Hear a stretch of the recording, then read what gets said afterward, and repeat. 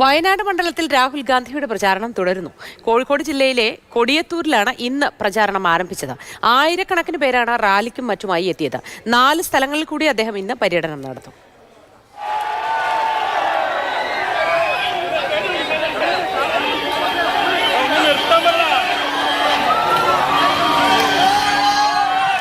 വിവരങ്ങളുമായി രാഹുൽ KV ചേരുന്നു. രാഹുൽ, ഇപ്പോഴെവിടെയാണ് രാഹുൽ ഗാന്ധിയുടെ പര്യടനം, റോഡ് ഷോ നടക്കുന്നത്?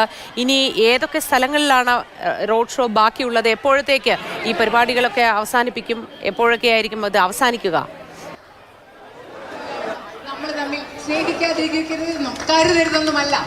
And to all the UDF workers who are here, you are like our Babbar Sher, like tigers. Moti, Rahul ഗാന്ധിയുടെ പ്രചാരണം പുരോഗമിക്കുന്നതോടുകൂടി തന്നെ UDFന്റെ കോൺഗ്രസിന്റെ ആവേശം അത് വർദ്ധിച്ചു തന്നെ വരികയാണ്.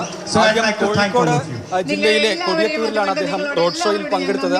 പറഞ്ഞതുപോലെ തന്നെ 100 കണക്കിന് പ്രവർത്തകർ ചേർന്ന് രാഹുൽ ഗാന്ധിയെ സ്വീകരിച്ചു. ഇപ്പോൾ മലപ്പുറം ജില്ലയിലെ ഏറനാട് മണ്ഡലത്തിൽപ്പെടുന്ന പത്തനാപുരത്താണ് രാഹുൽ ഗാന്ധി ഉള്ളത്. റോഡ് ഷോ അവസാനിക്കുകയാണ്, പ്രസംഗിച്ച് കഴിഞ്ഞിട്ടുണ്ട്. ഇതിനുശേഷം 4 കേന്ദ്രങ്ങളിൽ കൂടിയാണ് രാഹുൽ ഗാന്ധിക്ക് പങ്കെടുക്കാനുള്ളത്. ഞാനീ പറഞ്ഞതുപോലെ തന്നെ അദ്ദേഹത്തിൻ്റെ റോഡ് ഷോയും അതുപോലെ ജനങ്ങളുമായുള്ള സമ്പർക്കമൊക്കെ പുരോഗമിക്കുന്നതോടുകൂടി കോൺഗ്രസിൻ്റെ UDFന്റെ ആവേശം വളരെ ഇരട്ടിയായി വരുന്നു എന്നുള്ളത് തന്നെയാണ്.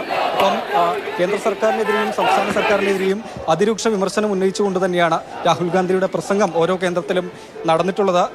കോൺഗ്രസിൻ്റെ പ്രകടന പത്രികയിലെ പ്രധാനപ്പെട്ട പദ്ധതികൾ, അത് മഹാലക്ഷ്മി പദ്ധതി, ദരിദ്ര കുടുംബത്തിലെ സ്ത്രീകളെ കണ്ടെത്തി ഓരോരുത്തരുടെ അക്കൗണ്ടിലേക്ക് ഒരു വർഷം 1 ലക്ഷം രൂപ നിക്ഷേപിക്കും എന്ന പദ്ധതി അദ്ദേഹം എടുത്തു പറയുകയുണ്ടായി. ഇപ്പം കേന്ദ്ര സർക്കാർ നടപ്പിലാക്കി വരുന്ന കോർപ്പറേറ്റ് അനുകൂല പദ്ധതികൾ, അതിനെ നിശ്ചിതമായി വിമർശിച്ചു.